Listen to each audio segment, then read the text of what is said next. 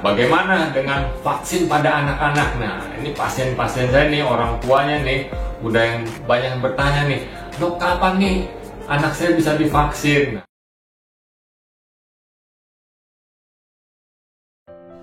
Nah, kembali ke ibu hamil atau ibu yang merencanakan kehamilannya.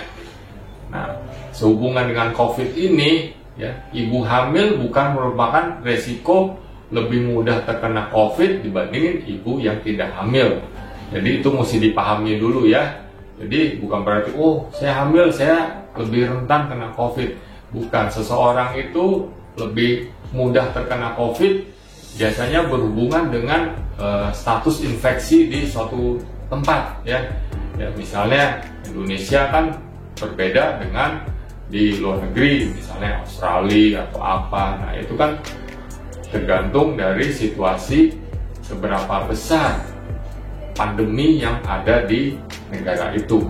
Yang lain juga berhubungan dengan aktivitas orang tersebut, ya, pekerjaannya di mana, apakah pekerjaannya berisiko tinggi seperti tenaga kesehatan yang memeriksa pasien ataupun petugas-petugas yang melayani kepentingan publik. Apalagi kalau kita tidak mengikuti protokol kesehatan dengan baik, ya, kita ceroboh, ya. Nah, itu akan meningkatkan resiko kita terkena penyakit COVID. Nah, kembali ke ibu hamil. Ada penelitian nih dibandingkan antara kelompok ibu yang hamil dengan yang tidak hamil. Nah, ini dicocokkan nih umur, lalu faktor resiko komorbid, ya, sakit jantung, kencing manis, ya, kanker, sakit paru-paru menahun. Nah, jadi di kedua kelompok ini kita samakan.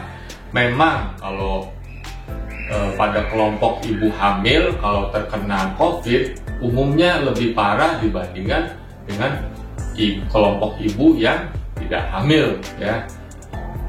Nah, lebih parahnya ya seperti risiko masuk ICU lebih tinggi, pemakaian alat bantu nafas, ya, ventilator, ataupun kematiannya sedikit lebih tinggi. Nah, dari data yang ada ya akhir Januari kemarin, kasus COVID pada kelompok ibu hamil di Amerika itu ada 57.786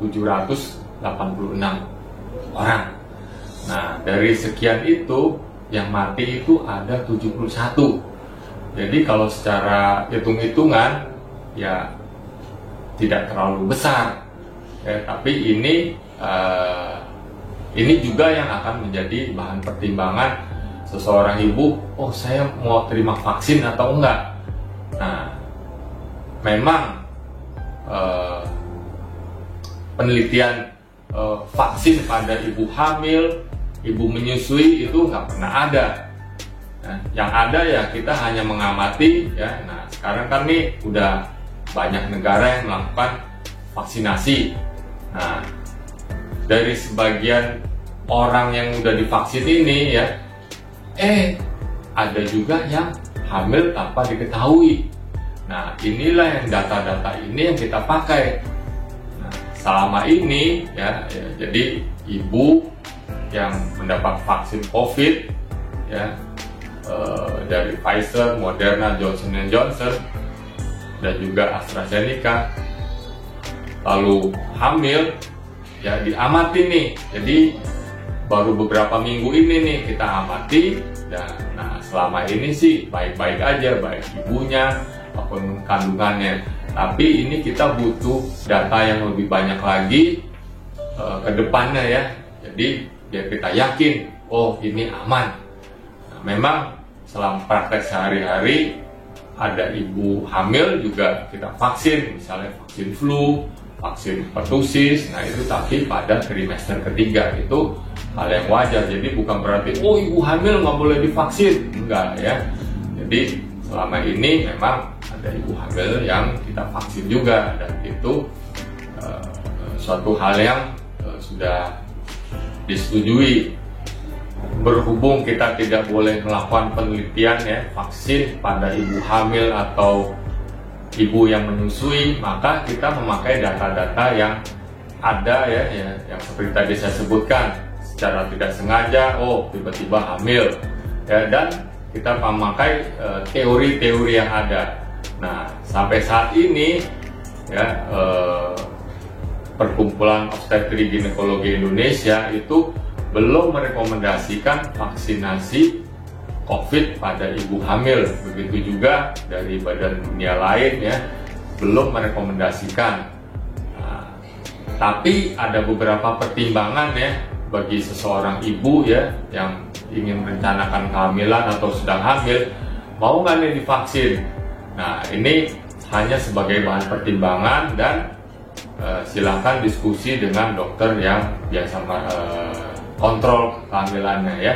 Jadi kalau pekerjaannya beresiko tinggi ya, misalnya petugas kesehatan yang memeriksa pasien atau apalagi yang diperiksa itu banyak yang di ruangan COVID, ataupun petugas publik ya yang melayani kepentingan publik, atau memang dalam kondisi orang tersebut mempunyai komorbid ya, istilahnya penyakit penyerta ya, bisa kanker, diabetes, penyakit jantung ya, penyakit lain-lain. Nah, yang itu akan meningkatkan resiko kematian ataupun menjadi resiko sakit yang menjadi lebih parah. Nah, itu yang menjadi pertimbangannya pada ibu yang hamil. Ya, kalau ibu yang belum hamil ya ada baiknya kalau memang ada kesempatan ya lakukanlah vaksinasi dulu, baru kemudian direncanakan kehamilannya. Nah, bagaimana dengan ibu menyusui? Ya? Nah, saat ini di Indonesia dan juga di negara lain, ya, jadi ibu yang menyusui boleh saja melakukan vaksin COVID ini. Ya, itu tidak berbahaya buat si ibunya juga, buat bayinya. Ya, vaksinnya itu tidak bisa lewat ASI ke bayinya, nggak bisa. Justru ibu yang divaksin itu akan membentuk antibodi. Nah, antibodi ini dapat ditransfer ke bayinya lewat ASI. Jadi si bayi ini akan mendapat manfaat secara tidak langsung dari ibu yang divaksin. Nah, bagaimana dengan vaksin pada anak-anak? Nah, ini pasien-pasien saya nih, orang tuanya nih, udah yang banyak yang bertanya nih, "Dok, kapan nih anak saya bisa divaksin?" Nah, secara teori ya, kalau kita memakai teknologi yang kuno, yang 70 tahun yang tadi saya sebut, itu secara teori aman. Tapi kalau yang teknologi yang baru ya, meskipun secara teori aman ya, kita tidak bisa menjudge sekarang pasti aman. Kita harus observasi dulu sekian tahun baru kita lebih yakin. Nah, tapi ada baiknya ya, dan mungkin saat ini juga sudah dilakukan nih penelitian-penelitian kalau anak-anak divaksin efeknya gimana, manfaatnya bagus nggak, apakah ada efek samping. Jadi selama ini ya kita tunggu aja untuk anak-anak. Nah, sebagai informasi, vaksin dari Pfizer itu bisa untuk usia 16 tahun ke atas. Nah, kalau yang lain-lain ya, Moderna, AstraZeneca 18 tahun ke atas. Mudah-mudahan apa yang kita bicarakan ini bisa menjadi bahan pertimbangan buat ibu yang ingin merencanakan kehamilan atau ibu yang sudah hamil ya. Nah, silakan diskusi lagi dengan dokter yang biasa kontrol. Sampai ketemu di video saya yang berikutnya.